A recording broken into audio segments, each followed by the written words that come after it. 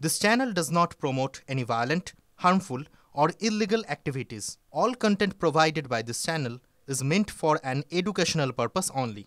Cancer Healer Center, a new beginning. শিক্ষামন্ত্রী ব্রাত্য বসুর বাড়ির কাছে পোস্টার দেওয়ার ঘটনায় পুলিশের তৎপরতা। সিসিটিভি ফুটেজ দেখে 3 জন এসএফআই কর্মীকে চিহ্নিত করল পুলিশ। আর এরপরেই সিপিএম এর উত্তর 24 পরগনার জেলা সভাপতি পলাশ দাসকে নোটিশ দেয় লেকটাউন থানার পুলিশ। মঙ্গলবার সন্ধ্যাবেলায় দলীয় নেত্রী এবং আইনজীবী গার্গী চট্টোপাধ্যায় এবং মানস মুখোপাধ্যায়কে নিয়ে থানায় যান পলাশ দাস।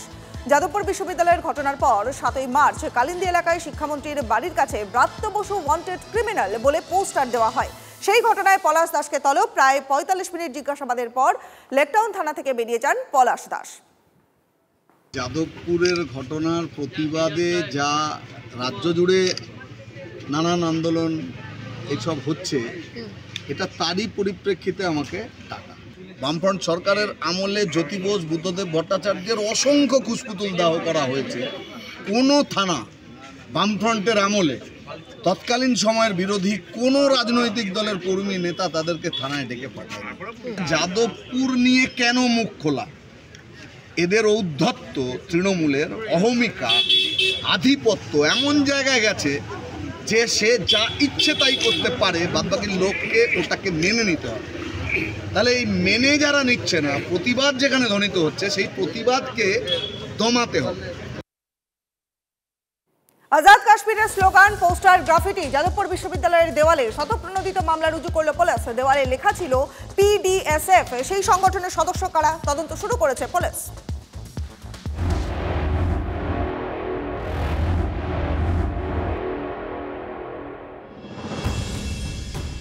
যাদবপুর বিশ্ববিদ্যালয়ের ক্যাম্পাসে আঁকা হয়েছে আজাদ কাশ্মীর এবং ফ্রি প্যালেস্তাইন গ্রাফিতি।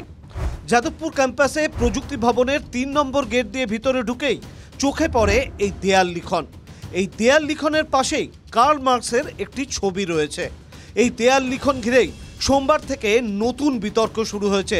তার পাশেই নাম লেখা পিডিএসএফের। সেই সংগঠনের অজ্ঞাত পরিচয় সদস্যদের বিরুদ্ধে স্বতঃপ্রণোদিত মামলা রুজু পুলিশের। দেশের সার্বভৌমত্বকে বিপন্ন করার অভিযোগে মামলা দায়ের। সূত্রের খবর, তালিকা হাতে পেলেই পরবর্তীকালে জিজ্ঞাসাবাদের জন্য তলব করা হতে পারে। পুলিশ সূত্রের খবর, পিডিএসএফ সদস্যদের নামের তালিকা তৈরির কাজ করছে পুলিশ। অপরাধমূলক ষড়যন্ত্র, বিচ্ছিন্নতাবাদী কাজে উস্কানির অভিযোগে মামলা করা হয়েছে।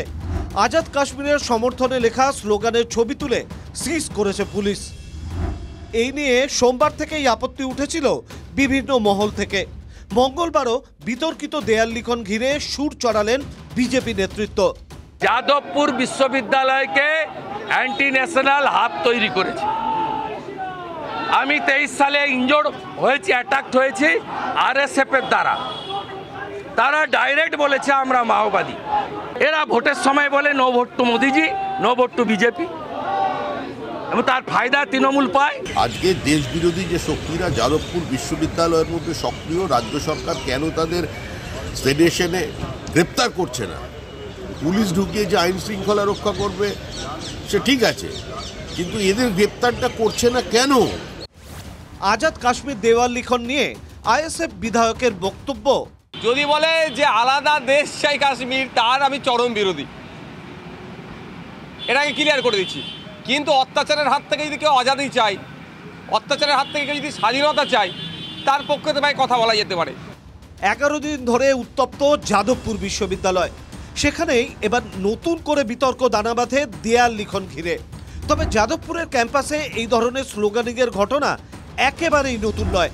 এর আগেও আজাদ কাশ্মীর স্লোগানকে কেন্দ্র করে উত্তাল হয়েছিল যাদবপুর। সেই সময় স্বরাষ্ট্র মন্ত্রকের তরফেও রিপোর্ট তলব করা হয়েছিল।